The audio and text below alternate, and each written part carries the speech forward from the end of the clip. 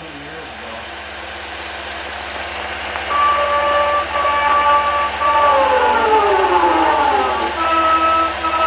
Keep on moving. Drive 1,000 miles to go pick up a film print. Can't wait to see when this is all put together. It's going to be fun.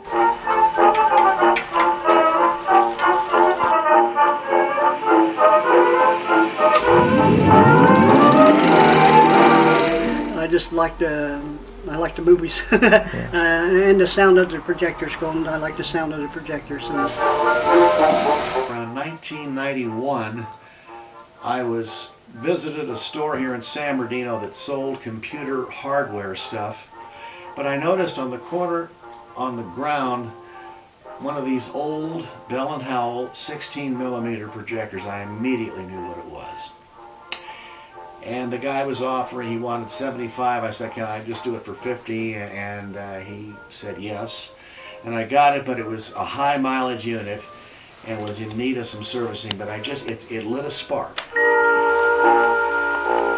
I had met this dealer who was selling film, and I remember saying, well, God, I don't know if I can afford this film. It's kind of pricey, and I was very interested in it. And he says, well, what do you have to pay for right now? I said, well, I have a house payment, I have this and that. And he says, well, hey, all that has to wait. If you're going to buy film, that comes first. I said, you know what? You're right. So I ditched on the house payment, bought the film. I was very happy. So yeah, Film Junkie is somebody that puts film first. That's the big part of their life, and that's it. Nothing else matters. Anybody home? Someone told me once that this was nothing more than emotional masturbation. Now, I'm not sure if that's really what it is or if it's really something else, but I can say that there is a high experiencing a film with a group of people perhaps that have never seen it.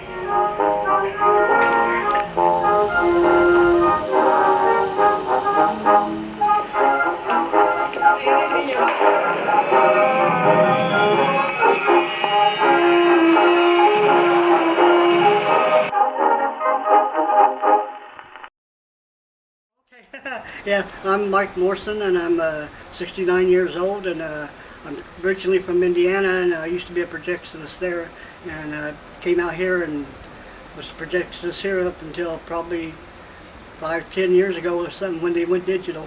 When I was little, back in Indiana, and parents dropped me off at the walk-ins, on the weekends, and I would spend more time trying to crawl up to see inside that hole where the light was coming from, and then at the drive-ins, I'd always be standing by the booth door to try to get a glimpse inside. And when I did get a glimpse inside, they used to have two projectionists way back in the olden days. And these two heavy-set old guys were sitting on one on each side of the projector and just sitting back there doing nothing. And I said, that's the job for me, and that's why I became a projectionist. Back in the 60s, my mother took me to a revival of Wizard of Oz. It was the first film that I saw theatrically in a theater, and we were the only ones in there. It was a hell of an experience, but I remember just being mesmerized by that beam of light coming out of that little window and wanting to know, what is this? What am I seeing? What's going on here? And my mom would, remind me, I have to keep turning you to look at the screen, look at the screen. You're turning around and looking at these things that we don't know what they are. It was only till decades and decades later that I realized, oh gosh, perhaps that's what I wanted to be. Maybe I wanted to be Oz. I wanted to be the one behind the screen putting on the show. I have to go back to when I was about 6 years of age. I was in Los Angeles with our family, who was a member of a club in Santa Monica by the beach called the Beach Club. And it was a family club with body surfing and volleyball, and they had both luncheon and dinner. It was a family-oriented club. In the summer, they ran on Sunday evening 16mm movies for the kids. And I was fascinated not only with the movies, but the equipment to make them all go. I was bug-eyed. I thought it was the neatest thing in the world. And then going back to when I was in high school, a few years thereafter, I met with the owner of our school. We used to run films there. And I told him I'm mechanically minded for him to teach me how to run the equipment. And I learned it there. And that continued when I was in college in Colorado. We were running movies on Saturday nights, and I said I'd like to run the equipment, and so that continued on. I became a paid projectionist in 1965, and then ever since 1965, so it's a long time. Whenever theater opened, I went there, tried to befriend projectionists and people and learn more about it. Then eventually segued into actually purchasing films and buying and collecting and, you know, obsessing. And I got my first projector at a pawn shop. I went in, and it's a funny story. This girl had given me this really nice ring. She gave me this really wonderful ring, and I thought, man, this is a cool ring. But I don't think I'm going to keep it. You know, what can I do? I go into this pawn shop, and I see this film projector in the window, and I thought, you know what, this is for me. So I went in. I ended up trading the ring for this film projector. The name was David Gussick. He had a high-end audio store called Video Mart here in San Bernardino, and we got to be good friends. And he told me about a magazine out of Dubuque, Iowa. It's no longer around, called The Big Reel. It came out monthly, and it was thick, and it was chock full of anything and everything in film. You could find cartoons, documentaries, feature films, television shows, animation, and it was that magazine that kind of got the ball rolling on purchasing some films. And I found out about this publication called The Big Reel, and it was mostly a publication that dealt in movie posters and collectibles and different things like that, but it also had film. With that magazine, the first film I got was one with Mickey Rooney. It was a comedy called The Atomic Kid, 1954, and I still have it in my collection. Speaking of film, jumping in the gate stuff, one of my first jobs was here at the Fox, here in Redlands, the Fox Theater, and when I showed Monty Python in Search of the Holy Grail. Have you ever seen that? You know how in the beginning when it starts the movie, it starts and then it shows like the film slowing down like a burn on the. I jumped up, shut the projectors down, looking for trouble. It was made in the movie. They put it in the movie, and they didn't tell anybody about it until after it just got, you know, word got out. But twice it did that, I think, in the movie, and I jumped up and thought something was wrong. But I thought that was kind of neat and real funny. What are some of your most fond memories of being a film projectionist? Showing the movie Animal House. I don't know why I love Animal House, and Midnight Express, and Poltergeist. I mean, I remember those most of all of the movies that I showed. When I was a little kid, at the time we were living in Claremont, I was 5.5 years of age, and my mother took me to see The Day the Earth Stood Still. And that Gort frightened me so much as a kid. I thought he was going to come in and get me. The ones that really shine in film, I mean, Citizen Kane, Apocalypse Now, Guilty Pleasures, Freebie and the Bean, you know, things that just, you know, stick out that I have to see every once in a while. I have to drag out that print and look at it because I'm just in love with the way that it looks. Yeah, there was a film noir piece made around 1947 or 48 by 20th Century Fox called Kiss of Death with Carl Malin was in it, Richard Widmark, a drama film noir, famous scene about this Richard Widmark, who plays kind of a psychotic guy, pushes some poor old lady down the stairs in her wheelchair. And they've even run clips of it on some of the Academy Awards. It's film noir at its best, made by 20th Century Fox. Film collecting, it never ends. There's never enough. You can never say, oh, okay. And then when you have to let go of something, it's the worst feeling in the world, because now you have to think about that when someone asks you, oh, do you have this? And I have to say, well, I used to have it. I've sold some films to some well-known directors and actors and people that were in the business, and I got to meet a lot of people, which was a lot of fun. One of the weirdest things that happened at the Pussycat Theater, I wasn't there when this happened or anything, so I don't know 100% sure, but everybody worked there was telling me about it. The ushers have to go down and, chase people out when the movies are over late at night. And there's this guy standing up by the screen, leaning up against the wall, and he had a trench coat on, and the usher went, hey, we're closed, and the guy just fell flat flat over and dead. He was dead. He had a heart attack standing up, but he was buck naked underneath the trench coat. That's all he had on. He was buck naked.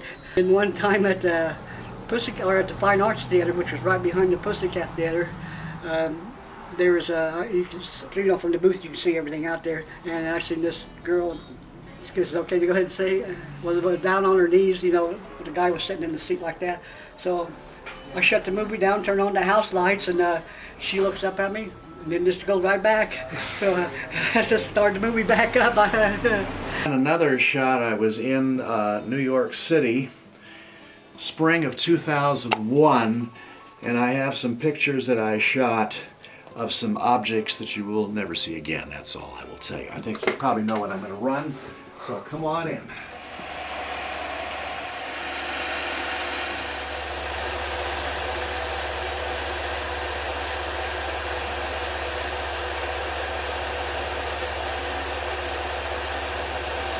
Here we are at ground zero. You think a few months after what was to happen. What is your personal, subjective passion towards the actual physical film compared to a VHS or DVD? What is it about film? What is it about the film is you're looking at a series of photographs that's the illusion that we're actually watching a movie, because we can't process those pictures fast enough to stop them from, to be able to see them. So it's emotion, because it's the greatest magic trick, because, by chance, we have this flaw, and they were able to create this entire world because of it. Oh, well, it's an art. I think a lot of it has to do with just the presentation and what people are seeing. In a theater, back in the day when we would go, when we had curtains and the whole shebang, and they would have an organist playing music, or you would have just subtle things that made that experience really special. And then, of course, assembling the film, putting it together, you put your trailers together and all the things that are going to come on in front of the film, or a short, or a cartoon, or a newsreel, or something like that. But there's a lot going on behind that people don't see. There's a lot of work that is entailed here. The film has to be delivered to the theater. It has to be put together if it's going to be played on large reels, or inspected if it's going to be played on small reels, and there's just a lot of work that goes on. A lot of time and effort is involved. I play guitar also, so I like music, but I play projectors too, but I like the music, the sound that they make. I can tell a lot by sound on how they're running, on if something's wrong with them, or anything, when they start clicking, or, they make weird noises. Our film starts jumping, it's usually just pressure on the gate. Have you ever seen in the upper right-hand corner, it'd be like either a diamond or a square dot, it would flash through. There would be two of them, and the first one, you start your incoming projector and open your dowser, and then the second one you would hit the two buttons and switch the sound over, and then switch the picture over. Film was automated too. Film used to come on the small reels, and you'd have to change so often. Now, then they came out with the big reels, and you only change maybe once during the movie, and then they came out with the platters, which you just thread once and it rewinds itself automatic. So automation. So over the years, things just changed, and each time it's gotten better, closer to the end of the job. Film is not perfect.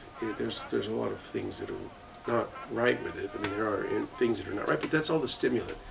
That's all the stimulation. When you see the scratch, or the splice, or you hear the sound, or you hear the chatter of the projector, there's something about that just, it's really something that you can't really experience in the digital world. The first time I saw a digital film in a theater was kind of strange, because I'm used to hearing, I could almost hear the projector, even though I'm far away from it. I could almost hear it in any theater that I would go that was running film.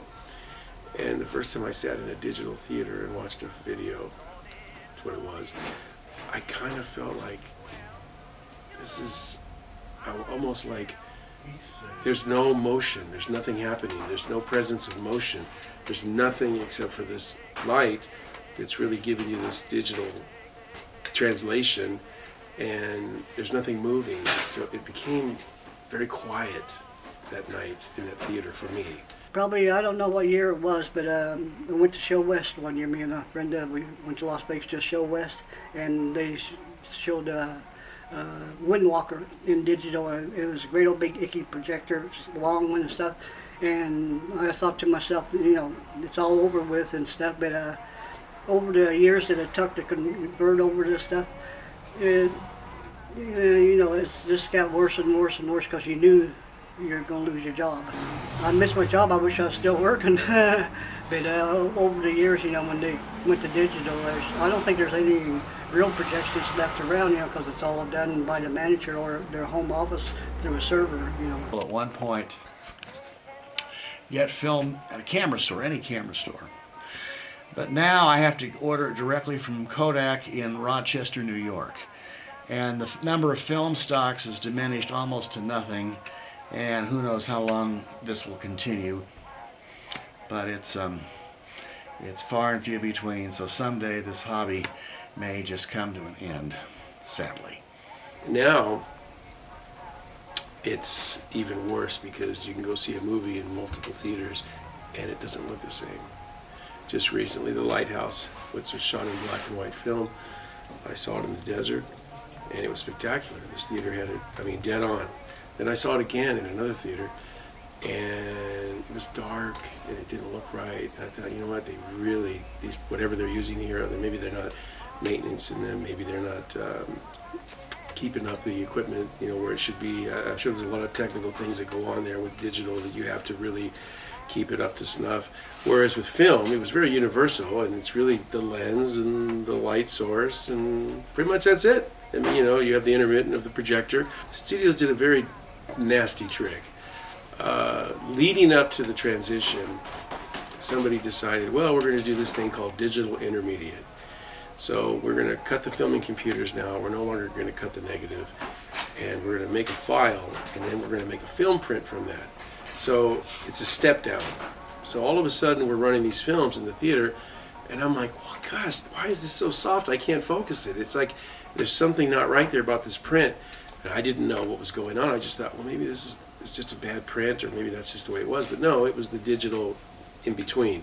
So that kind of made the audience think, well, we're seeing something that's substandard. It's not that great. So when the digital arrived, wow, look at how much sharper and brighter, and everything just looks wonderful. But not really. It's just the prints that we were getting up to that point were just kind of crummy. It's a Technicolor print from the 50s or 60s. It's like, it's unbelievable what you're going to see compared to the digital. I miss it a little bit. I know the digital looks flawless and all that sort of stuff, but I do like the old stuff. I don't even have a digital camera. I'm using analog tape. The look, the tactile sense of it, I don't know. It's like people that like records, including 78 RPMs that I collect, as opposed to just a CD. It's just something fun about it. I do like the physical part of the media. You know, I'm not against, you know, the VHS tapes. We started with Betamax and VHS, and then we ended up with laser discs, and then we ended up with DVDs, and then Blu-rays and 4Ks and streaming and all these things. The discs and tapes are all fine because they're in the real world of collecting. Fortunately, in the streaming and downloading world, it's all kind of virtual, temporary files. There's nothing there that's permanent, because there's no way to archive anything permanent on a computer. But for standards, classics, you know, repertory, people come to me and say, oh, we're going to go see Lawrence of Arabia at this theater down the street. I'm like, well, that's great. I go there playing basically like a Blu-ray or a 4K at best. Okay, I mean, you know, it's all right. Well, you're going to come with us? Not really. I don't want to see it like that. When it happened, the theaters had like 10 years to change everything over to the soundtrack. And the same thing happened with the digital. They had so many years to change everything over to digital, which that's gone in the past. So it's all digital now. There's something in there about kind of preserving our past, kind of holding on to the things that we used to have, the experience that's gone now. I mean, there's very few theaters that are running film now, and nothing coming out new. It's very little, very, very little. I think it's part of our past, and I think as humans we kind of hold on to the things that happened before. And I would hope that in the future that all of the films that I've had would end up somewhere where someone would appreciate them and not in a trash bin. Unfortunately, A lot of the studios and these exchanges and places that went out of business just threw things out. Studios were notorious for that back in the day. That's why there's all these lost films, because they didn't foresee reissues or TV or anything where they would be used again. So once the movie made its money, a lot of them were discarded. I think my whole life, and for me and probably for others that I've known, because we grew up loving movies and loving film, it's that connection to that. It's like holding a piece of film in your hand. It's like, wow, this was something that someone made, and this was something that was very important to them. So it's a favorite director of mine, if it's Francis Ford Coppola or William Friedkin or Lars von Trier, if it's something they created, and to be able to have one little piece of that, just, hey, I have one little piece of that. This is one of 1,000 that they made, of this particular print. It's that connection to being part of that world. You feel connected to these pieces of film, these little frames of film. You just kind of feel like you want them around you all the time. It makes me feel good when I'm showing them, yeah, because that's why I love the feeling I get when I show a movie to a big crowd. I showed the Poltergeist, Star Wars, not Star Wars, but Poltergeist, and a lot of the ones after that when they first came out. And when I see crowd reaction, that makes me feel good. Yeah. It was almost as if you were the one who made the movie, almost. Kind of, yeah. Because I was very proud of my job.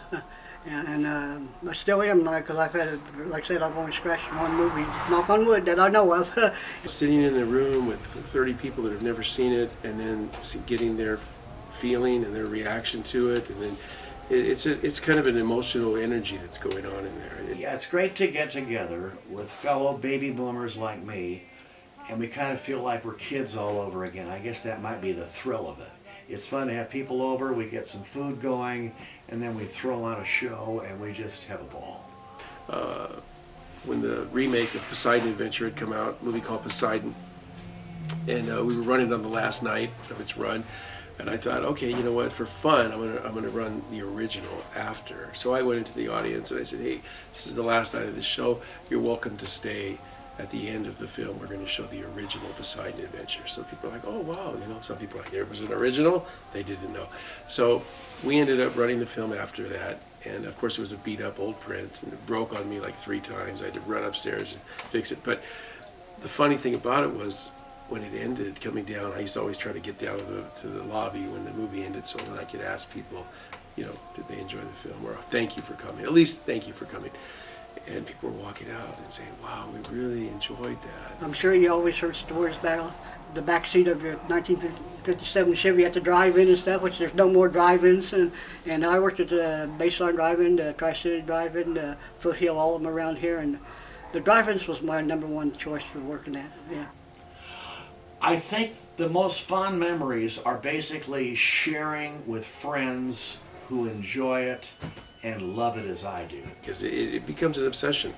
I tried to control it. I say controlled it, but I tried to control it the best that I could during my heyday of collecting. But it was difficult, because the deeper you get into it, the more that you want, and the more that you're looking for. Then you just keep going and going and going, and then before you know it, you've spent hundreds of thousands of dollars in this world. It's amazing.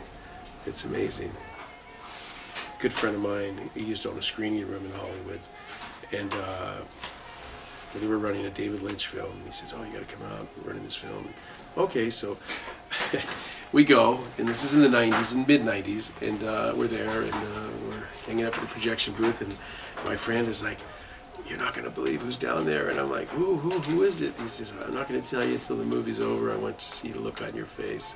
I said, okay. The movie ends, and out comes Marlon Brando.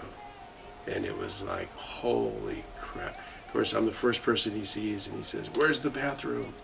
I tell him it's over here. So he goes in there, comes out, and he says, can anybody tell me what this film is about?